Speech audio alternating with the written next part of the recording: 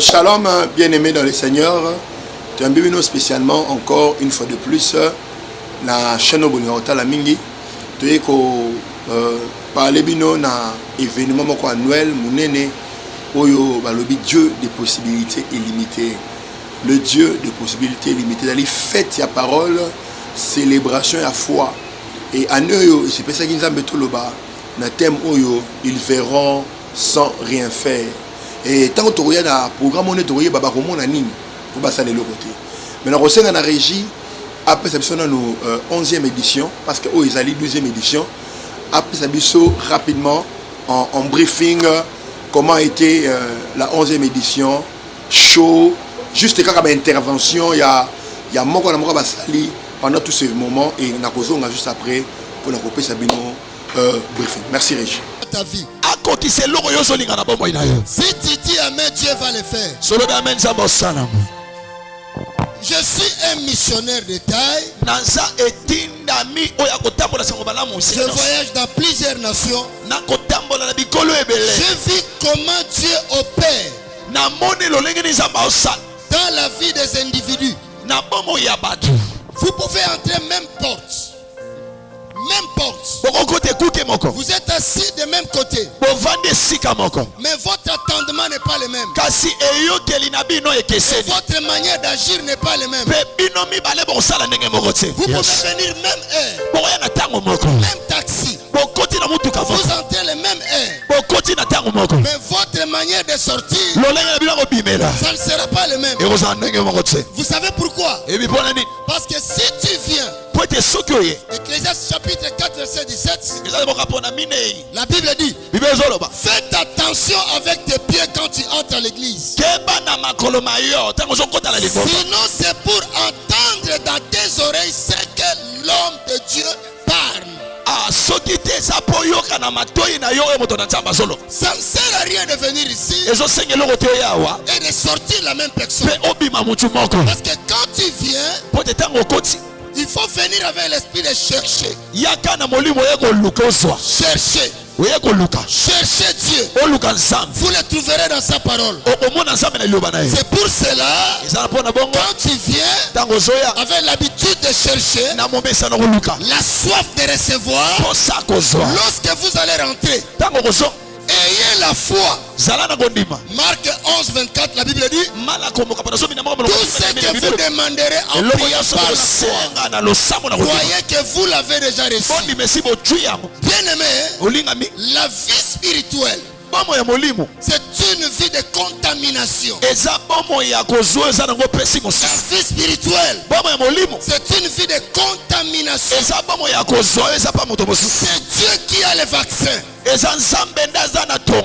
guérir ceux qui sont contaminés. Il y a la contamination satanique et il y a la contamination de Dieu.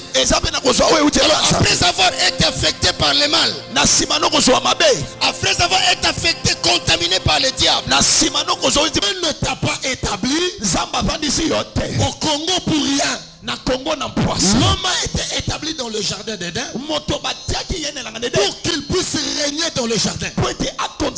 Je suis en train de prophétiser. Je dis, Dieu t'a pas établi au Congo pour rien. Dieu t'a pas établi dans ce mariage pour rien. Le Seigneur me dit de dire à quelqu'un, il t'a établi pour que tu puisses régner. Je dis que Dieu t'a établi pour que tu règnes.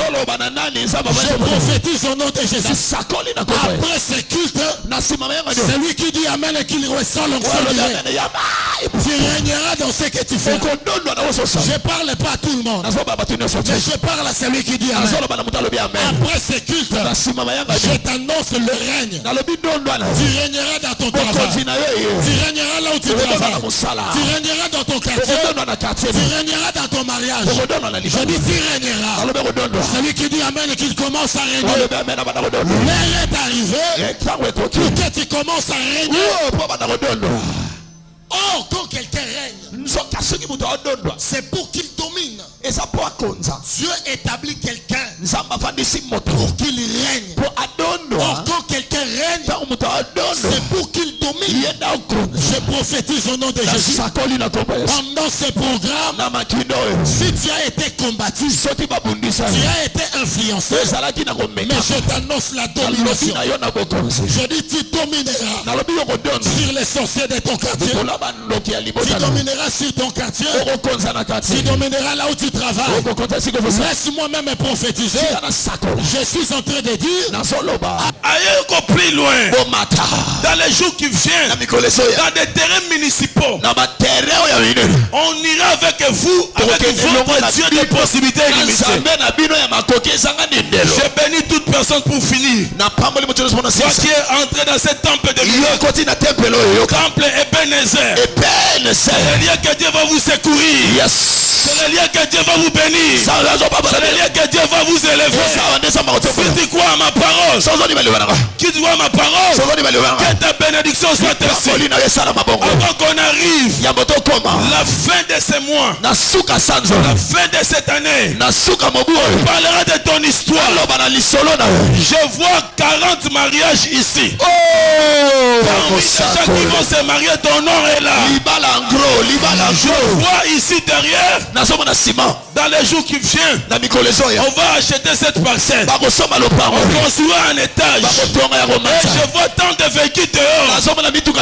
Parmi tes propriétaires, toi aussi tu es là. Toi aussi tu es là. Toi aussi tu es là.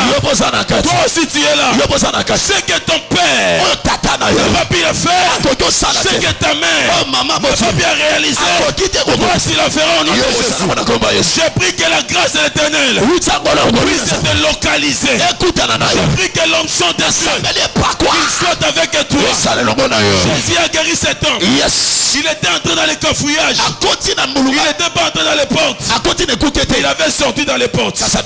J'ai dit ceci. Basanga na bando kinyoso. Babundisa yo. T'as kobima na porte koki. Libala na bakoma na porte. Libala na bakoma na porte. Nazomo na ministère moko de fleurir. Bazui banzete nyoso. 12 tribus. Bakangi na kati ya ndako. Balobi te. Lokola tembe zali totiango tolala tango tokobima lobi ya mutu oyo ekobota mbuma ya mutu oyo ekobota misisa yenda kokamba eloko na sepeli na nzambe tango to babata tia banzete nyonso akomi na tu ya Aaron alobi te ya Aaron bokomelanga kombo my God Nyoso batia bakoma te. Sauf que ya Aaron bakoma. Parce que dans la tribu ya ba Lévite. Lévite c'est qui le fils de sacrificateur. Ozali mwana nganga ozanganga. Oza mwana nzambe ozanzambe. Tango batie bakei balali na tongo Moïse aye. Baye ko fungana ba ancien nyoso tu. Ba fongola boy. Bamona nzete mo bazobimisa na bambuma kotela oyo komi ba mir boyanani oya Aaron tembesili babi Aaron de akonza tembezo sila lelo parce que Dieu de Gédéon Kayembe il doit tout finir maintenant. Tu as choisi le choix de Dieu. Tu as le choix de l'Éternel. Je prie que l'onction, l'huile fraîche qui est ici, tous les têtes dans les jours qui viennent, parmi les gens qui vont faire de grandes affaires, ton nom sera figuré.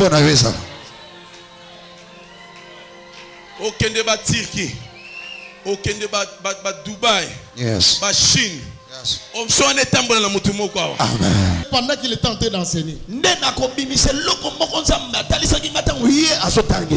parlez bien pour bien vivre. J'ai aimé ce que l'homme de Dieu est en train de dire hier. L'homme de Dieu nous a parlé de l'histoire de David. Il nous a dit David avait libéré une parole.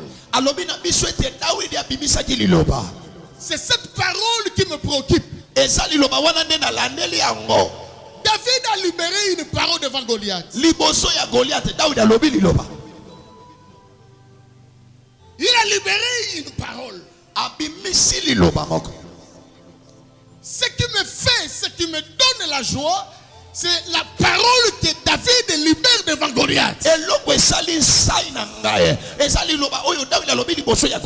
David dit ceci: je te couperai la tête. Suivez-moi très bien. Goliath est là. David est ici. Il dit ceci. Yo. Nakokata yo mutu. Yes. Yo. Nakokata yo mutu. Mais écoutez. Yoka. Quand il dit cette parole, il n'a pas écouté. Il n'avait pas écouté. Dans ses mains.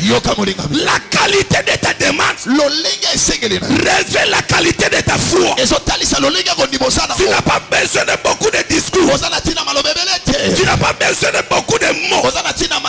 C'est pour cela que Jésus a dit: ne soyez pas comme des pharisiens qui multiplient des paroles en fait. Jésus n'a pas besoin de beaucoup de paroles en fait, mais il a besoin d'une parole de foi. Les enfants d'Israël étaient là sur Carmel. Les prophètes de Baal, ils ont beaucoup parlé, mais des paroles vaines. Mais quand Élie a monté, il n'a pas multiplié des paroles. Avec une seule parole, le ciel s'est déchiré, le feu est descendu. Tu n'as pas besoin de discours, mais une seule parole, cela suffit. Je ne suis pas là.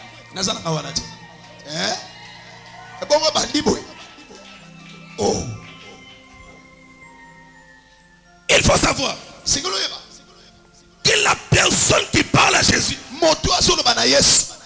a typifié Jésus dans sa demande. Il a dit: Seigneur, dis seulement un mot. Et Jésus a dit: je n'ai jamais vu cette grande foi en Israël. Quand Jésus disait cela, il ne disait pas aux gens de présent.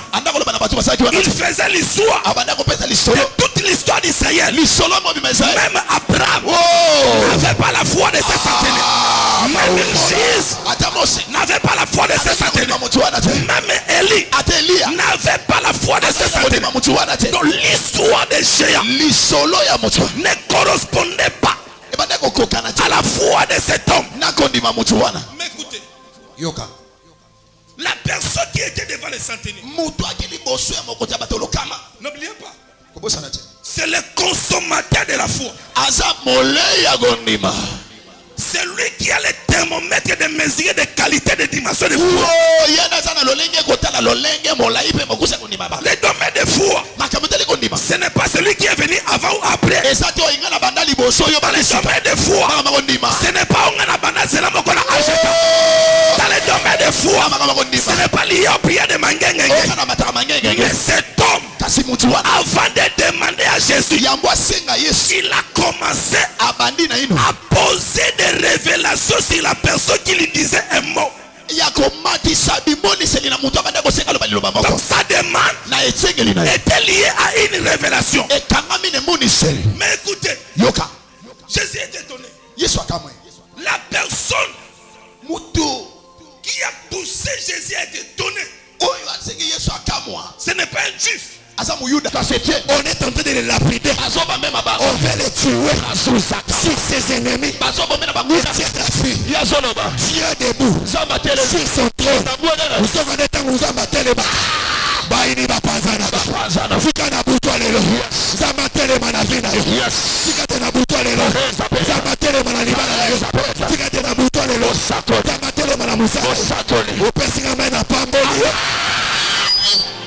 Faites de la parole. Gloire à Dieu, Botolana. Comment action et les gars qui n'est intervention il y a tout le jour. Il y a ça il y a nzambe boeto fait ta parole. La Bible dit Dieu a élevé sa parole au-dessus de son nom.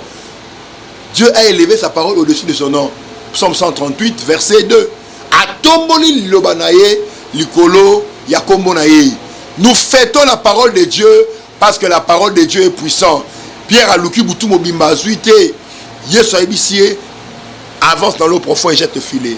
Pierre Abi, Seigneur, sur ta parole, je jeterai le filet. J'ai cherché toute la nuit sans rien prendre, mais sur ta parole, j'ai jeté les filets.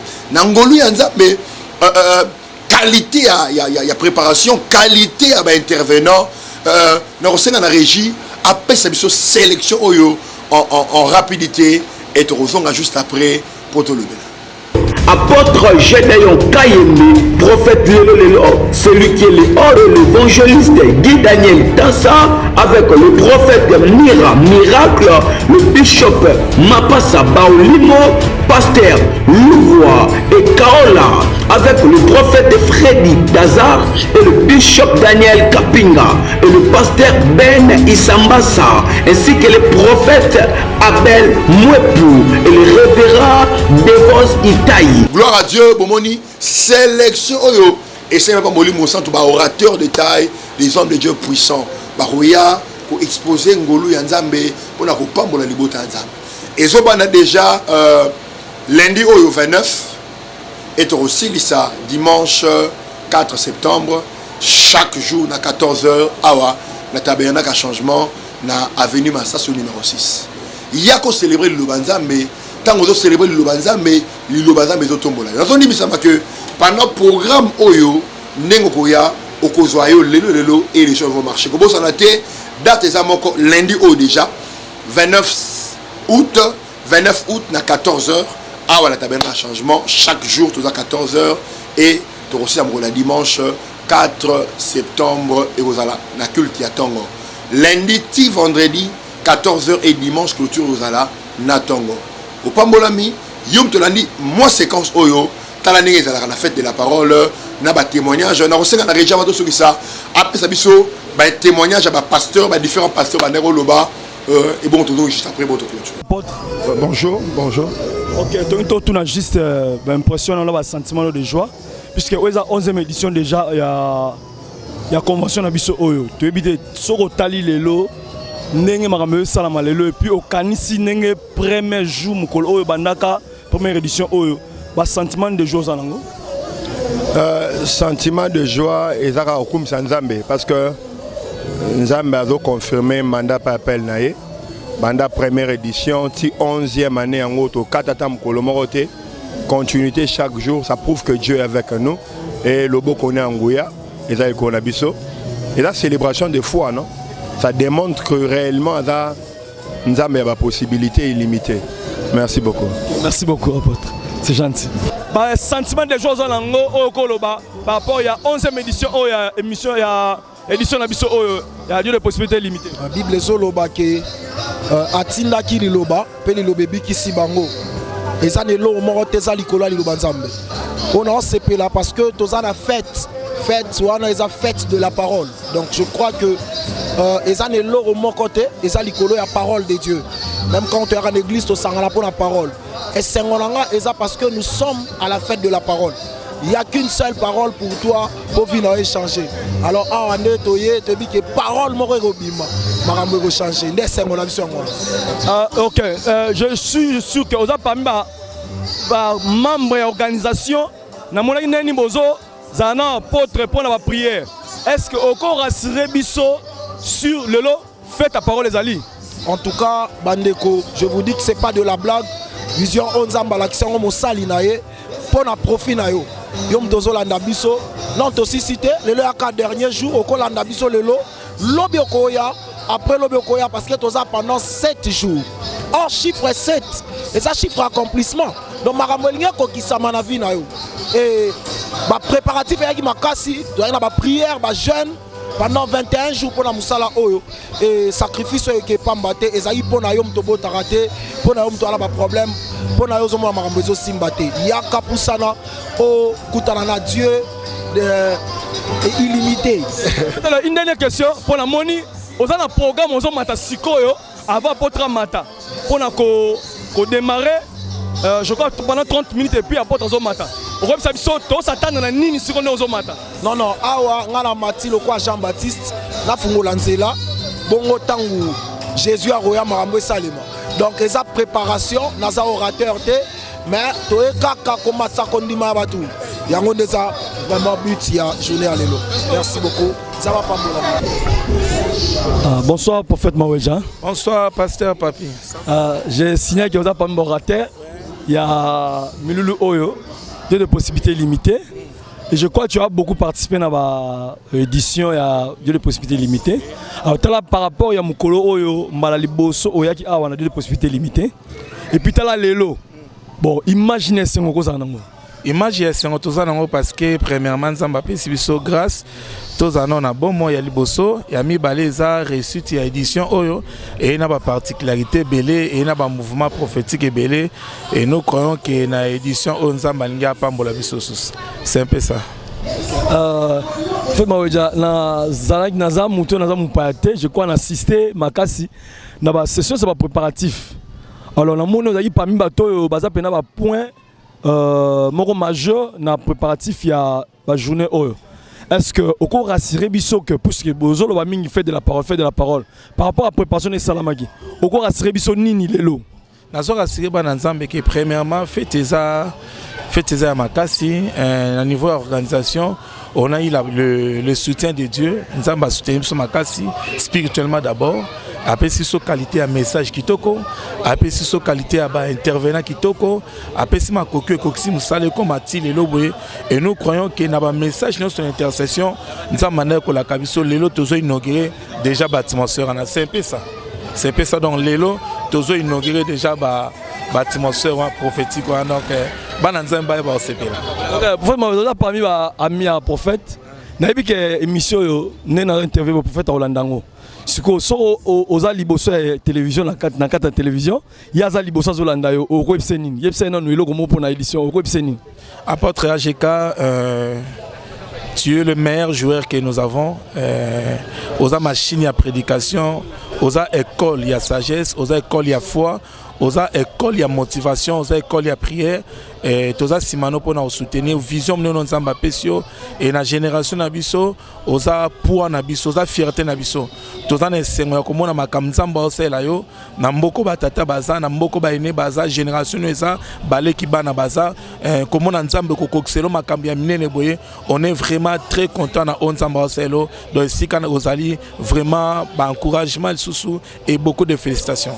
OK, apôtre Mario Tebi qui d'ici 2 jours moko yo ko intervenir bon ko pesa so quelque séquelles dans té ni ne rememela biso qu'est-ce que tu vas béné rememela biso nini jour yo ko tesa malam jour na yo ezandeni bon nga siko elo na rememela biso eza surprise au moins tant que tu as l'alimentation to so baji moto muso ba pesa nga ji ya goyave pesa nga ya mang muso ba pesa nga ya cocktail donc jour on est en mélange ya makabu mélange ya révélation ya sagesse donc bon sentiment que sélection ça mis bien et puis tous en bataille oyo ba sali ba recette ya soupe ya kitoko donc babilo bien ça. OK, merci beaucoup comme ça vous a place au côté merci bien. OK.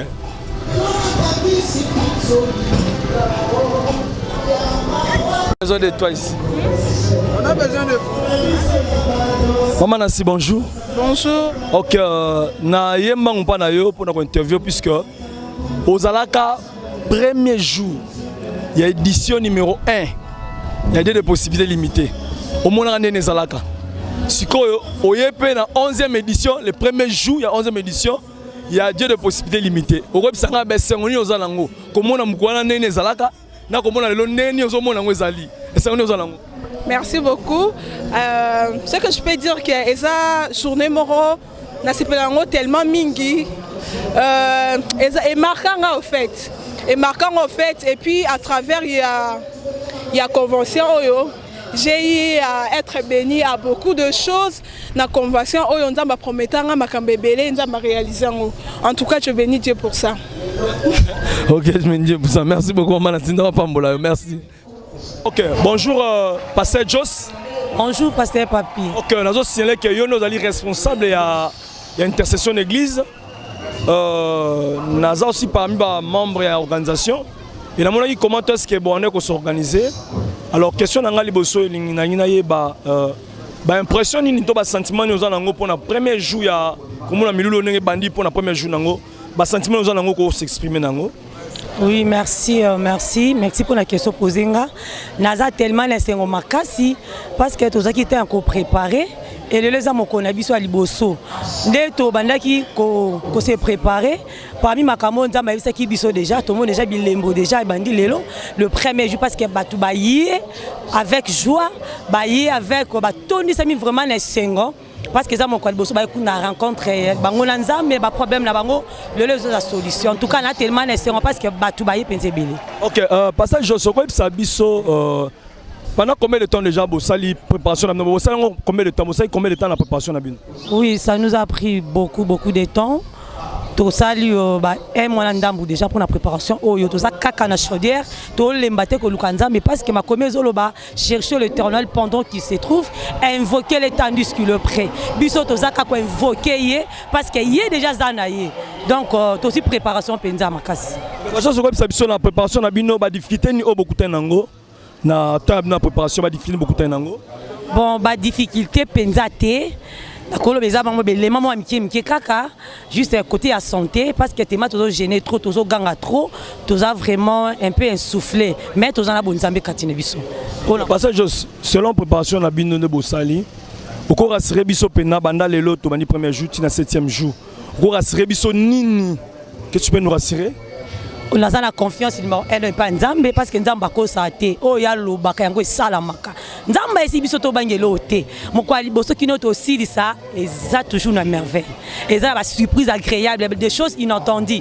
o to yoka té nzamba o se la biso ko banda lelo kino dimanche eza fête na fête mkolomo té oza déçu passage merci pour l'intervention na yo nazo rappeler na liboso ya mokambi ya ba intercesseur et puis za moko ba pasteur na kati ya église na biso ya ngwana na na sengo interview pour attaquer un peu comment ça a été ba coulisses ya milulu oyo pour na réussite nango nzama pambolo merci beaucoup bye merci pasteur.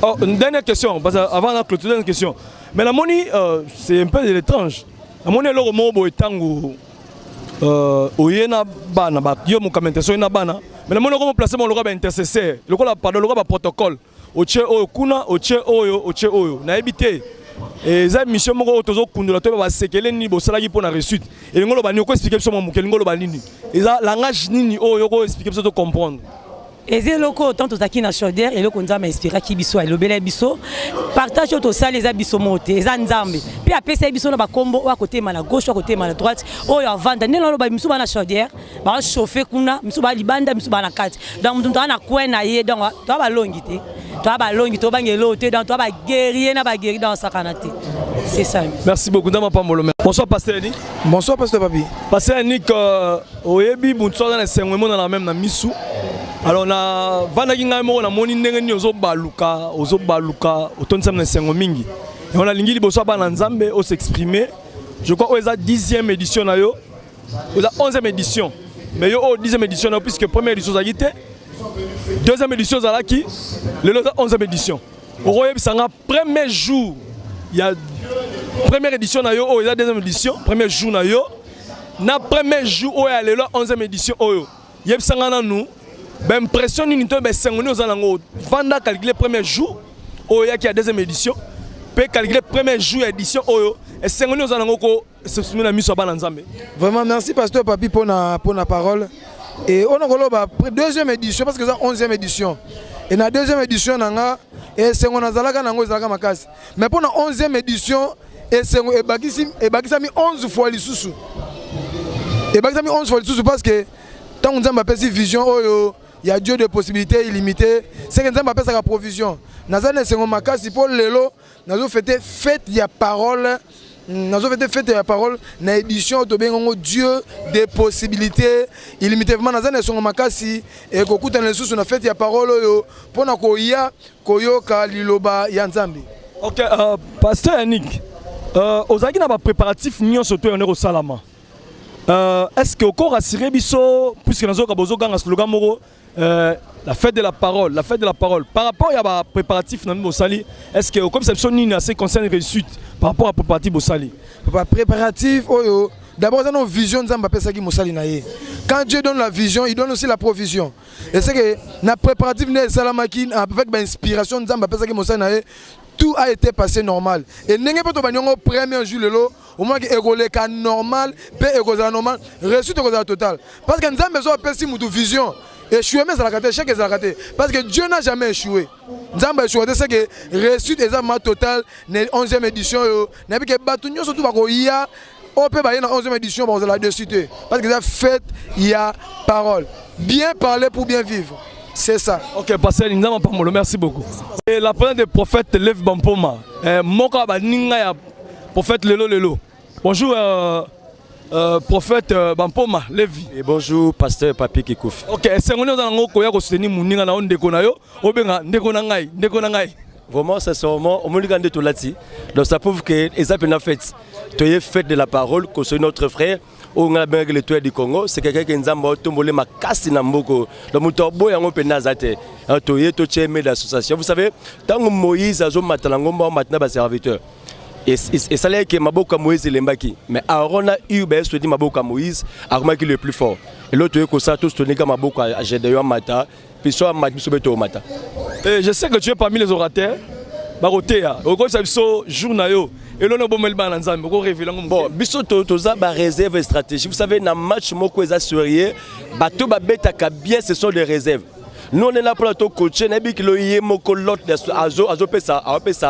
sa image. Lui il a conçu la vision, c'est à nous d'interpréter sa vision. Et maintenant, biso jour exaté, mais Bozaka a surpris. Mais j'ai confiance dans Boraté ou aligné la ma tokos. Ok. Vous faites les vignes pas mal. Merci beaucoup. Est-ce que je peux avancer? Je suis venu prêcher. Bonjour papa. Bonjour.